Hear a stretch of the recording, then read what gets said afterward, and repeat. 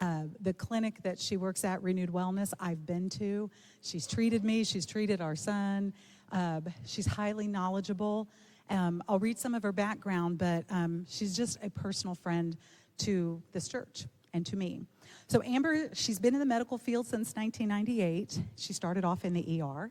She has a bachelor's degree from Franklin College, in a nursing degree, and then in 2003, the IU School of Nursing, also a master's of science in nursing from UND. She is a nurse practitioner. She is certified through the Institute for Functional Medicine, and all of us have been learning more about that, haven't we? The importance of it. Peptide therapy, bioidentical hormone replacement therapy, IV nutrition therapy. That's a huge thing now. And so thank you so much, Amber. Thank you. The problem is I talk with my hands, so we'll have to see how this goes. So I'm Amber Fair. We own my husband and I own a small clinic down in Greenwood. We've been open about 3 years, and it started just out of a need. I worked in primary care, and I had plenty of, this is going to sound bad, but middle-aged women just like, I'm tired, I'm exhausted.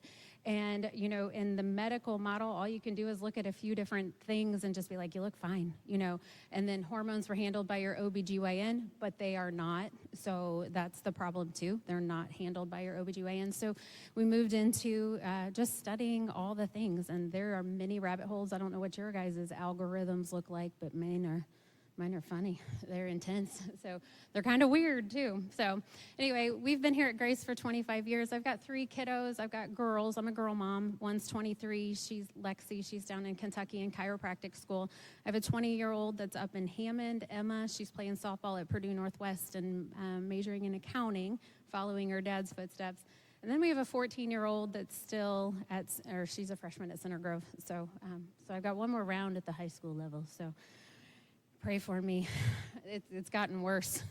No, I'm just kidding. Anyway, we're going to get started. Today, it's not your traditional HRT or hormone replacement therapy lecture. We're actually going to be talking through cortisol levels, though, faith, and then how it affects your hormones, though. So we will get a little bit into it. But let's pray. Dear Jesus, Lord, I thank you for this day. And Lord, I thank you for this group of women that are here to support each other. Lord, I pray your blessing upon today. Lord, help them hear, help them learn. And help me to speak what you would have me to speak. In Jesus' name, amen. All right, hopefully technology works. Okay. So selfless, but we wear busyness like a badge of honor, but in God's kingdom, rest is an act of faith. Many of us are giving constantly to family, friends, even our ministry, so we use that, and wondering why we feel exhausted, anxious, or even off. We rarely pause to let God fill us. So I'm going to go back to this little, how many of y'all feel like this just cup and you're just pouring, pouring, pouring, and if you wait 30 seconds, the video will end and then it's empty. So anyway, we all feel like this. We just give so much until there's absolutely nothing left. When we pour from an empty cup, our faith, our body, and our hormones eventually feel the strain. So this is all new to me, guys. All right, cortisol. So we're going to talk about cortisol. I don't know what's in your guys', like I said, your algorithm, but cortisol is big right now. It really is big. People are learning that their tendon pain and their joint pain is related to cortisol. Cortisol is fight or flight or freeze. How many like those like fainting goats? That's like my favorite. Those fainting goats. I mean, you scare them, they freeze and fall over. And so, it sounds mean, but they make me laugh every time. So anyway, but that's a cortisol response in this particular goat. But cortisols wake you up in the morning. They help you set your circadian rhythm, all right? Cortisol regulates your blood sugar and your energy. Cortisol manages your inflammation. And then, like I said, it helps you respond to danger, which is that fight, flight, or freeze hormone. In short bursts, cortisol is life-saving, but when it's elevated all the time, it becomes life-draining, all right? So I'll move to the next one. When cortisol stays elevated, it becomes chronic, okay? Our types of stress can be like emotional stress, it can be physical stress, or even spiritual stress. We know our battles are fought in a spiritual realm, but that can play a role on us physically. The adrenal glands are constantly signaling danger, and the body enters a survival mode. What do you see when this happens? You see sleep disruption. You can't fall asleep, or you're waking up at 3 o'clock in the morning with your mind racing. You can see immune changes. You'll see decreased immune function. It leaves you more prone to getting sick. You can have more inflammation in your joints and in your elbows, even headaches. We'll start to see more headaches when cortisol is elevated. We also will start to see an increase in autoimmune issues, so like autoimmune disease and flare-ups. So you'll see fatigued. You'll feel wired, but you're tired. You'll feel exhausted, but when you try to lay down and take a nap, you can't because you're restless. This is all signs of elevated cortisol. You'll see weight gain, especially around the midsection, and that's because your insulin levels are high and your blood sugars become dysregulated. You can have emotional overwhelm. So I have one lady that comes in, and her kiddos are young, and she goes, they're active. I mean, they're like 7 and 9. They're boys. First of all, boys are a whole different breed, but they're boys, and she's like, oh my gosh, I hate that I don't even want to be near them. I have to go into a room and put something, over my ears and just kind of just separate myself from it. And but she's in that, it's got her stress levels so high right now between work and trying to be a mom and trying to do this and that and all the others. So you can actually see with women, you can see cycle changes. So stress hormones actually mess with your sex hormones, which are estrogen, progesterone, and testosterone. So again, we can also see the increases in risk for anxiety, depression, and fatigue with this. So when cortisol dominates the body, and we're going to get to a slide here in a second. It's going to be a little overwhelming. I'm going to dumb it down. But anyway, when cortisol dominates the body, it actually pulls from all of your other hormones. So I just want you to, if you're wondering why you feel weird and feel off, this can be a big part of it. So your body has one hormone building pathway. So I'm just going to move to the next slide. This is my nemesis. I had to memorize it for boards. So this is my nemesis. But if you look up in the top left corner, first of all, is cholesterol. All right, cholesterol's up there in the top left. That is like your mothership. If you don't have a high enough cholesterol, you can't even make your own hormones. So if you're on a statin, ladies, I'm talking to if you're on a statin, they don't mind you being bottomed out. You're not going to make your hormones or your vitamin D. That was free. All right. Then if you can see, like in the pink box, can everybody see this okay? If you see in the pink box, there's your cortisol. See that circle with like a racetrack around it? All right, and then if you look in the top left of the green box, the DHEA right there, the circle with a racetrack around it, those two are your hormones secreted. Progesterone's over there in the left little orange box. DHEA, the downswing of DHEA is testosterone and estrogen. Everything starts to suffer when you don't take time to rest. So I think I just covered all that. Low progesterone, if you see low progesterone, that's PMS. That's irregular cycles. Sometimes they're short, so you may only have a 20 or a 23-day period. Sometimes it's anxiety. A lot of times it's anxiety, and a lot of times it's sleep issues. Progesterone itself increases your uptake of GABA. That's your relaxing neurotransmitter. If you don't have progesterone, you don't sleep, and you're nervous all the time. You tend to have increased anxiety. If you're not making enough progesterone, you actually you don't make more estrogen, but your estrogen becomes out of whack with your progesterone. I can't talk like this. So anyway, your estrogen. So if you have high estrogen, you are that's bloating, that's breast tenderness, that's really heavy periods, or I'm offended whenever they tell me that. So I'm just like, can't you pick a different word? So anyway, you can start to see low thyroid, and that everybody knows what thyroid is. Everybody blames their weight gain on thyroid, but I mean, it's like fatigue. You can be cold. You're not sleeping well. Sometimes it's hair loss. Sometimes it's constipation. So, it can just kind of vary. And then low testosterone, low motivation. You just don't have that get up and go in you like you used to have. You reduce strength. The reason why is testosterone's anabolic. So it actually helps you build your muscles. And so it's a huge part of building your muscle. So it's a huge part of metabolism. So when, later on you're like, I'm just gaining weight. Well, you're losing muscle, so you don't have a great metabolism. So we'll talk later in a minute, but I'm a huge proponent of lifting weights. So, and low testosterone, low libido, that's a huge one. That's just big for everybody. People blame it on just being a mom. It does start to tail off in your 30s anyway, but when you're stressed and just constantly on the go and not taking time to refuel yourself, that testosterone is going to tank a little bit faster. So when cortisol dominates, your hormones lose rhythm and your sense of balance disappears. So when you think about like just the big picture overall, your body is not malfunctioning though. It's actually trying to protect you. It's signaling that your pace, maybe even your load or your boundaries need an adjustment. And the invitation from God isn't to push harder. It's actually to pause and trust him more deeply. So the faith connection and God's design for rest. So I tried to bring in this component because it's hard. It's hard to find time especially as a busy mom, to just be still unless you're getting up early, and that's my favorite time of day. But God modeled this actually for us, good time, okay?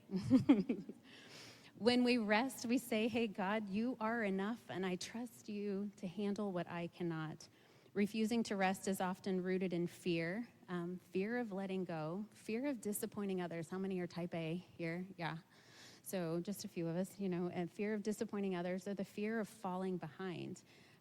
Rest reclaims peace and restores faith in God's provision.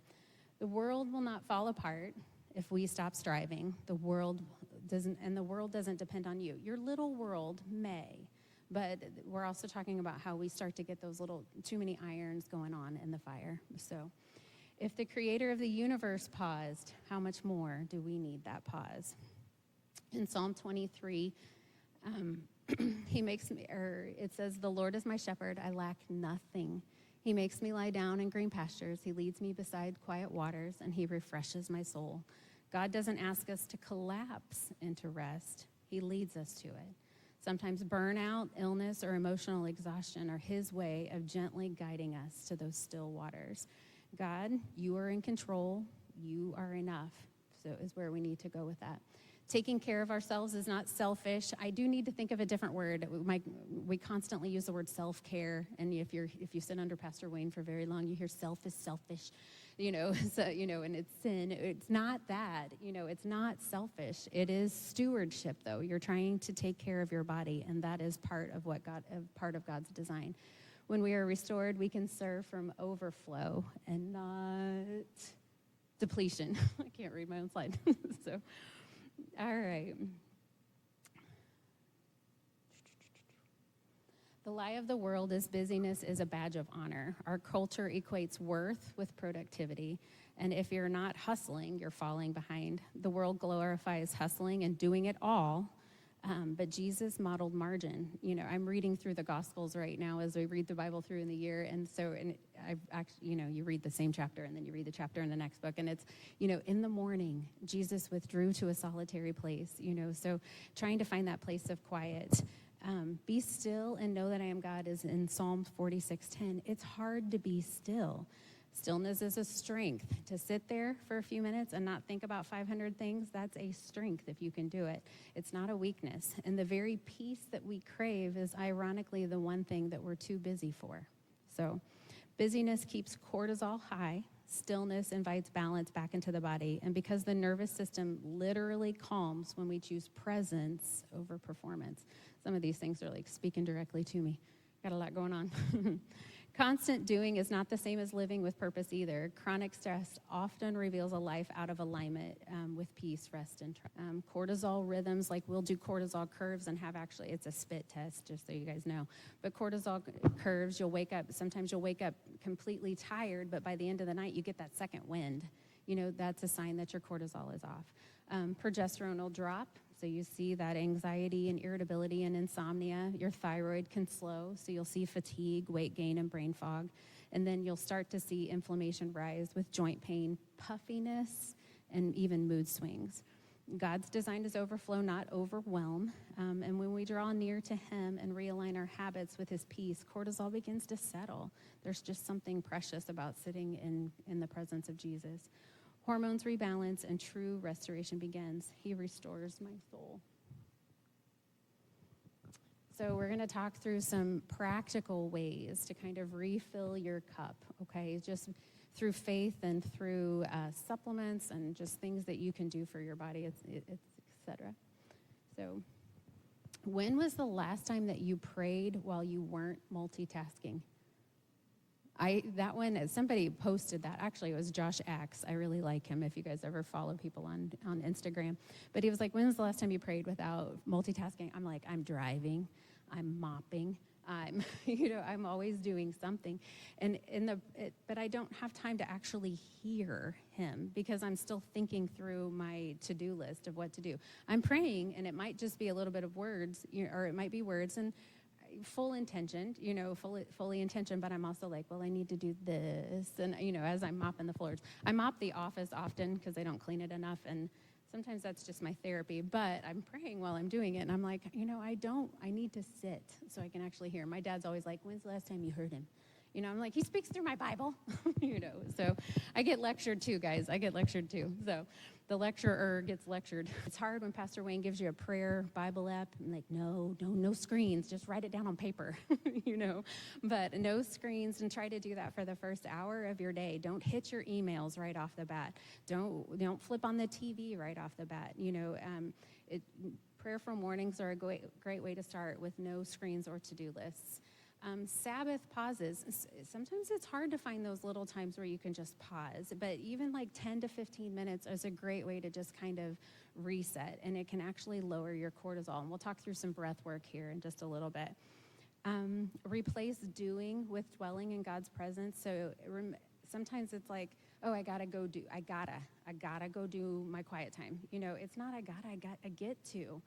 So just kind of changing your mindset that you get to go spend quality time with Jesus. The other one would be breath prayers. That's a really good one. Ooh, all of a sudden I got loud. Sorry. The breath prayers are a good one, or that you're thankful that God has taken from you. Do you know what I mean? Some of those things that you are, not that you're not appreciative. I don't know how to word that. You got a sock up here, just so you know. I just noticed it. So anyway, but it's just like breathe in, and then you blow off some of the steam, some of the bad things, the negative things. You blow them off because there's no reason to hold them in and harbor them in your heart. So, and then worship and gratitude. I love a good, when I'm struggling, I usually flip on worship music in my office, and I would just kind of praise through it and just listen to it and just let the words just sink into me. So another one is physical restoration. So sleep is huge. Sleep hygiene is huge. So you're going to aim for 7 to 9 hours of restorative sleep. Who can get 7 to 9 hours of sleep? It's hard. Means you got to get to bed earlier. All right. We got a lot of night. I work with a lot of night owls. They're like, but my shows, or my kids are in bed, and that's my time. And I'm like, I need you to my time to come in the morning, So we got to get you to bed earlier. So you're aiming for 7 to 9 hours of restorative sleep. You're going to avoid screens also. So that first hour in the morning and also that last hour before bed. I usually try to tell people no food for 3 hours before bed. So I preach dinner and done. No food for 3 hours before bed. No drinks for 2 hours before bed, except for maybe if you have to take like a supplement or, your magnesium or your progesterone or something that night before bed. And then no screens for an hour if you can avoid them. So the other one is balanced nutrition. So just trying to eat healthy protein and healthy fats with every meal. That'll help stabilize your blood sugar, which is super important for regular cortisol balance. You want to avoid skipping meals. I do like some intermittent fasting. I do. It's very helpful. It is not helpful the week before and the week of your period, all right? It's actually more of a stressor on your great way to also balance out your nutrition. Movement. Everybody should be moving every day, whether you get your walk on or you're doing yoga or you're doing Pilates, Karina, where's she at? Or nature hikes. That helps burn off excess cortisol, but some of them are very relaxing. You can get your cardio on, but if we're working through adrenals, sometimes I'm like, I don't want your heart rate over 110 when you're working out, so it depends on what's going on and what your curve looks like. Over-exercising can actually raise your cortisol more. So listen to your body's cues. If you're too tired to go out and do that big fat HIIT session or cardio session, make it easy that day. Take a walk. Do some yoga, maybe not yoga, Pilates, or some gentle mobility exercises and stretching. So Mind-body reset. Okay, so this one's one of my favorites, and I use this a lot with people, and then we talk through it. It's deep breathing exercises. So we actually do what's called 4-7-8 breathing. So it's 4-7-8. You breathe in for 4, so you're going to be like 1, 2, 3, breathing in. You're going to hold for 7, and when you're holding for 7, that increased pressure in your abdomen actually pushes against your vagus nerve, causing your heart rate to come down, causing you to move over into the other side of your nervous system where you're resting and and more relaxed. And then you blow off for 8, okay? So you actually exhale for 8 seconds. A whole lot of people run out of air the first few times that they're breathing out for 8 seconds. Did you just try it? Yeah. You're just like, at the end. But anyway, you eventually get used to it. And you do that 2 or 3 times. I've had some people that are like, man, I'm lightheaded. And I'm like, that's because you don't breathe. So keep working through it. But yeah, it's like a 4-7-8 breathing. It's a really, really good one. I will watch people that are nervous to come in and see me, and they'll have a heart rate of like 100, 110. We'll watch it come right back down into the 80s with that little. Really helps to reset your cortisol rhythm. Another important one, though, is actually setting boundaries. This one's a big one. A lot of people have issues with this all the way around. Boundaries. What is your best yes? Lisa Turkers wrote a book called The Best Yes, and it's about being able to give 100% to your yes. If you can't give 100%, then it probably shouldn't go on your list of to-dos. Okay, so, it's if you're trying to be, lead an organization, and then somebody wants you to be in charge of the Bantam Football League, and then somebody wants you to do this, and you've got a full-time job, you got a lot of irons in the fire, and there's no time for that. There's no time for you to actually have time to rest. So that's an important one. You've got to set those emotional boundaries. Sometimes it's with people, if it's somebody that definitely pushes your buttons or raises your stress levels. We do a lot with adverse childhood events, like where things happened at a younger, there's some emotional boundaries that need to do that. You need to give yourself permission to rest before you're forced to. And usually when by forced to, that's that person that becomes sick, and then it's like your body just like, hey, yo, I can't do it anymore. I'm going to make you slow down. And that's what happens. Remember, you're not called to do everything, just what God assigns you. All right, relationships is a big one. That's why I love this little community that you guys have. Relationships are big. You should be able to connect with supportive women who fill your spirit, but also hold you accountable. So if you're thinking about taking up another iron in the fire, maybe run it past somebody and just be like, what do you think? And what is also nice about communities is they might be able to like, yeah, let's do it, but I can help you. You know what I mean? And don't be resistant to help. You might be able to give your best if you've got somebody else also being able to give their best. So community lowers stress hormones. It increases oxytocin. If you've sat here very long under Pastor Wayne, everybody knows what oxytocin is. It's the love hormone, but it's also the bonding and the calming hormone. So it's the one that's released when in a hug, a 20-second hug. It's usually a 6-second kiss is what they say for husbands and wives. And then it's also what's released when you're holding your baby against your skin. So we're meant to carry one another's burdens and not shoulder them alone. All right, you might want to take a picture of this slide. This is your support. What can we do? There are some supplements that are actually super helpful for this, and they have different names and they kind of how they help. It's a busy slide, so I apologize. I was trying to fit it all in there. So some of your adaptogenic herbs. There's ashwagandha, rhodiola, holy basil. I really like saying that one. Holy basil, holy basil. So they help regulate your stress response, calm your nervous system. The more active you are, the more mag you need. So most people need between 300 and 400 milligrams. If you're a marathon runner, you should be like 600 plus. Okay, just saying. So your B vitamins, you can get these through food as well. So just like a quick Google search, food's high in B, but get your B vitamins. And B5, B6, and B12 are needed for your adrenal hormone production, which was that cortisol and DHEA on that big screen that we showed you. And they help with energy metabolism. Vitamin C is important for your adrenal glands, usually between 500 to 1,000. Vitamin C is to bowel tolerance, all right? Too much vitamin C makes you poop. I'm just saying. So if you notice that and that you get that involved with the mag as well, just back off on one of them. So that's all I can say if it gets too much. Omega-3 fatty acids. Everybody, if you're eating fish 3 to 5 times a week, you're probably fine. If you're not, you should be on a fish oil. So, and you usually need between 1,000 to 3,000 milligrams of fish oil a day. When you're looking at that, and I didn't put this up there, it needs to be predominantly EPA and DHA. Those are the two essential fatty acids that are most common, but also the most needed. So, but EPA and DHA. L-theanine is by far my favorite.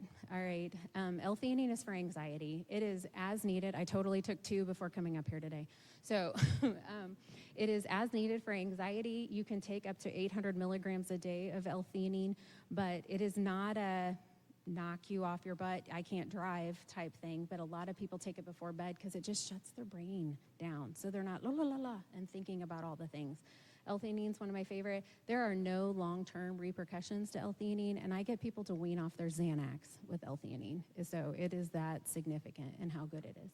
So phosphatidylserine has to do with, and all of these, you can find these at different like nutrition stores. And so it's not like, where are they at? You can find them at like GNC. You can find them on Amazon. You get what you pay for on Amazon, and you get what you pay for on your supplements, just an FYI.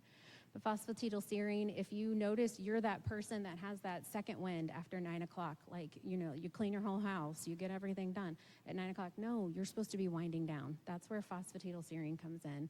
So you can do anywhere between 100 to 300 milligrams at night before bed. And then just overall herbal support, maca, relora, licorice root. Licorice root, I'm going to say use caution if you have any sort of blood pressure issues, so because that can actually raise your blood pressure. So, but those are all important for female hormones, and then just energy and adrenal support.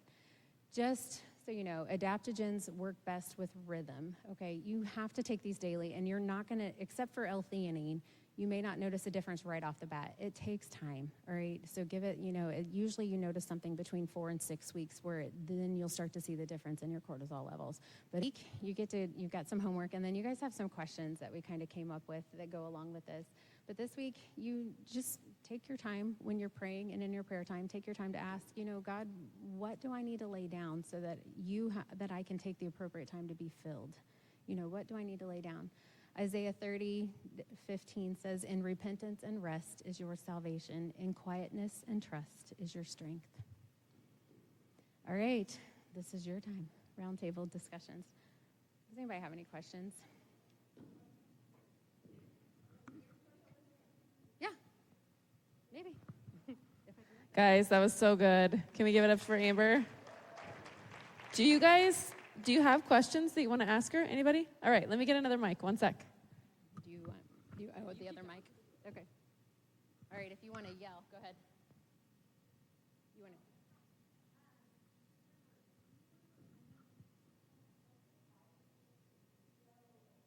I know.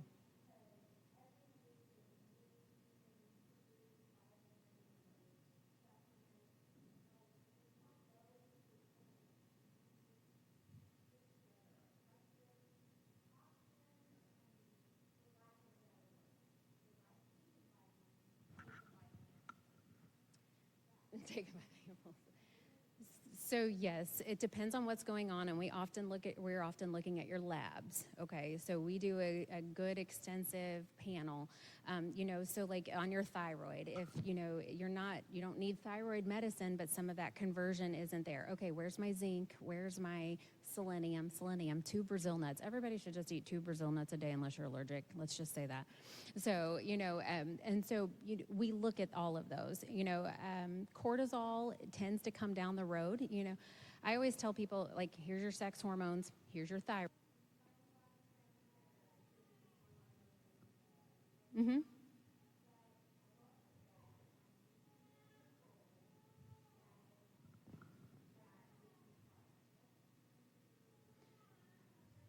Okay, I get that. So I'm going to tell you your risks for breast cancer actually go up as your estrogen is falling off. But it is what your body has done with estrogen over time. So your risks for breast cancer actually start in like your 20s and 30s, pending what your diet and lifestyle and movement and all of that and your hormones were. We don't start estrogen therapy very often if you're outside 10 years of menopause, okay? So if you're over 10 years of menopause, we usually don't start estrogen therapy.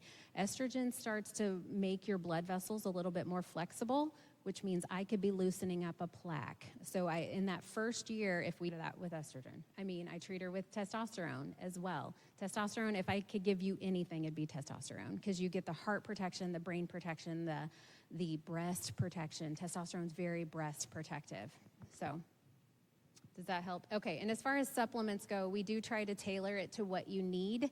You get what you pay for. Like, I will say our supplements are a little bit more expensive in the clinic. They've got some science behind the absorption, though, too. So I know you're actually going to get what they say you're going to get. So, anyone else? Oh, you're official.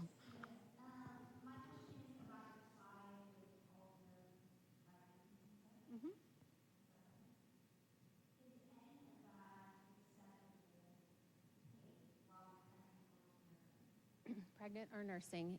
So I would stay away from your adaptogenic herbs, and I would stay away from like the herbal support stuff. All of the other vitamins you should be on in a good multi. You should be getting at least some of it in your multi. And then you got to be a little bit careful with magnesium the further out you get, because magnesium, a mag drip is what we would use on somebody that's hypertensive, like preeclampsia or something like that, and they're having issues with blood pressure towards the end. So, but I also don't want to relax any cervical muscles that are not meant to have a baby come out yet, okay? So, but otherwise, all of those I would say all of those. L-theanine is great. All of those are safe. Two.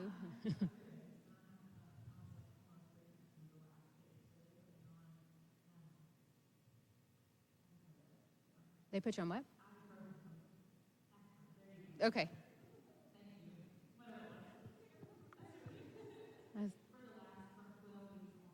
Mm-hmm. Is muscles, so if you poop a lot while you're taking it, lower your dose, but they're not equivalent in that regards. So honestly, I would probably swap for like an aspirin for what's called nattokinase. It is actually like a natural blood thinner. So yeah, nattokinase. It's actually nattokinase. And it's got a more natural blood thinner component to it. It's actually got an antiviral component to it. It's used as part of the spike protein detox with COVID as well. So if you did any of the COVID vaccines or had COVID, nattokinase is in that. So.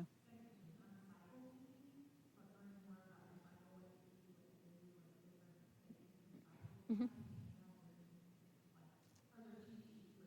Are there cheat sheets for cycling, for when you're cycling?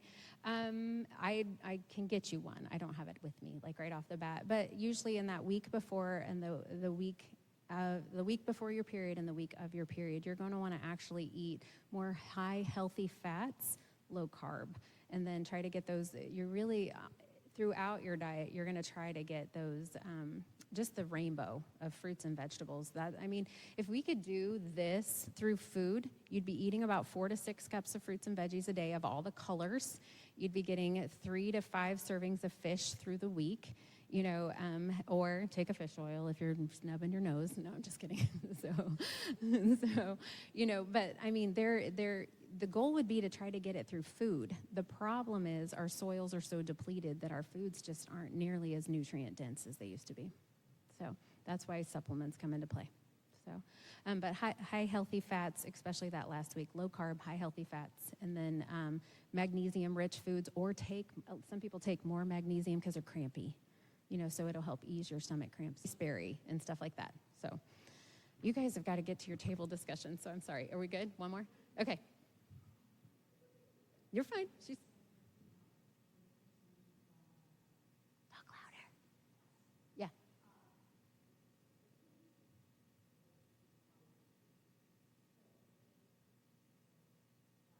Mm-hmm. What was it? Grapefruit and what? In pregnancy? Right. I like magnesium in pregnancy. Grapefruit, yeah.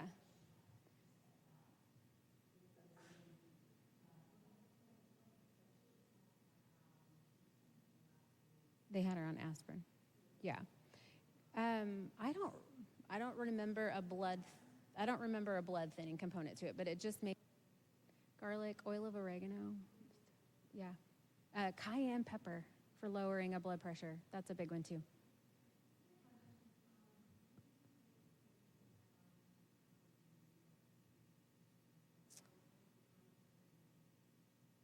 So yes, because it's a big part of what we do. We would be looking at your gut because everything starts with the gut, and so we would want to be tightening up those tight junctions and kind of working through that first, and then lowering your inflammation overall. It's a huge part of diet, and a huge part of that is diet and exercise. So, and then we have a lot of peptides that we use, so those help too.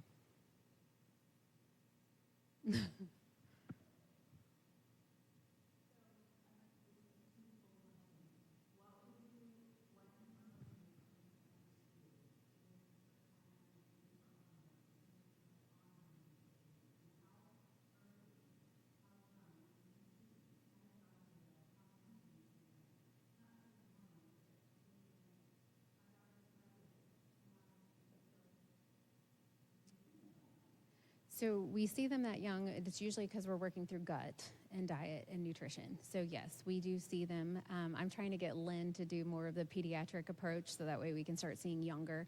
But, you know, in that 9, 10, 11, 12, we start seeing girls and working through gut health. And because if we can work through gut health at that age, usually we're not struggling nearly as much with our periods. So as far as the what a general intake is, you come in, we spend an hour and a half with you. We talk for an hour and a half. We literally hit your gut, your stress, your sleep, your diet, your exercise, your hydration. We talk through all of that in that hour and a half. We draw labs at the end. I do a physical exam because some of you guys never go to a doctor and have a doctor listen to your heart. I'm a nurse practitioner though, not a doctor. So anyway, I do a physical exam as well. Look in your ears, a cranial.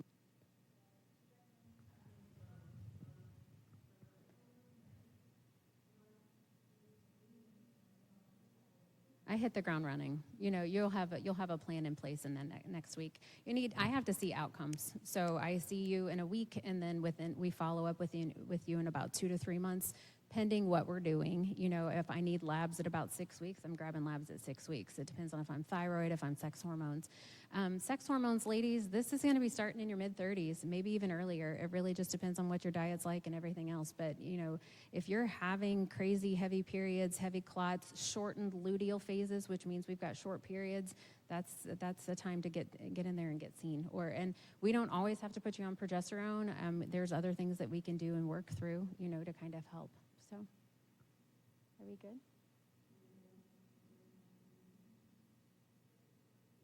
We do not. Most of what we do is not covered. Go back. Okay. The vitamin one, or? Huh? The water? We like that. Well, good. I'm glad I found something you liked. You know what? I was going to say that. I don't know if you guys have like an email or whatever. I can totally send her the slides. So.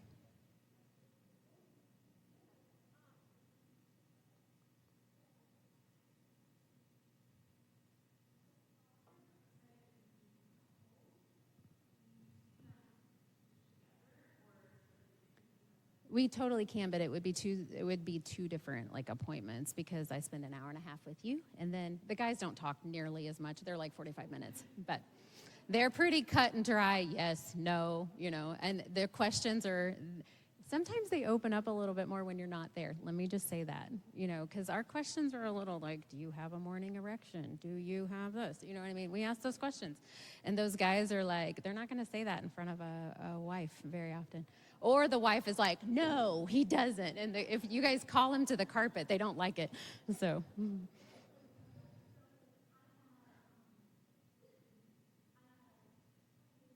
I heard.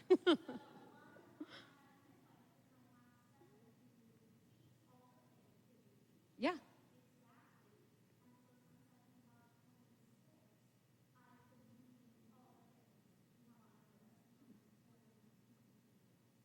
I love your chlorophyll trick.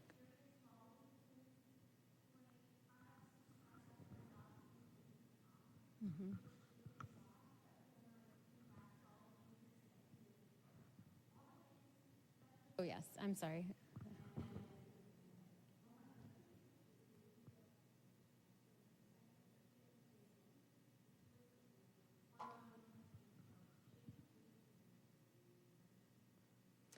They are going to be different. They are going to be different. So it does kind of throw them off a little bit. Honestly, in that whole first year, maybe even two if you're still nursing, the panels are going to be a little skewed. So.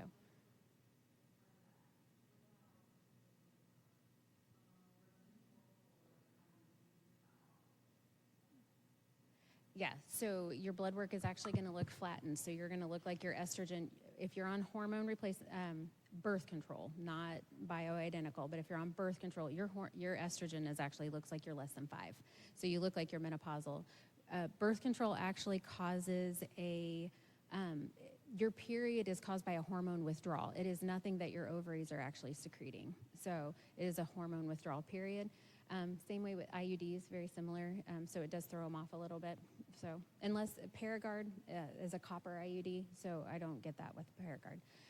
We don't have an answer to not having a baby in functional medicine. It's like no glove, no love, really. I mean, that's what I'm sorry. No glove, no love, rhythm method, something like that. Otherwise, I don't really put people on birth control because it depletes your cells. Thank you. That was amazing. All right. So if you will give me your slides, I'm happy to share this with everybody, and I'll share her clinic information as well via email. I did want to tell you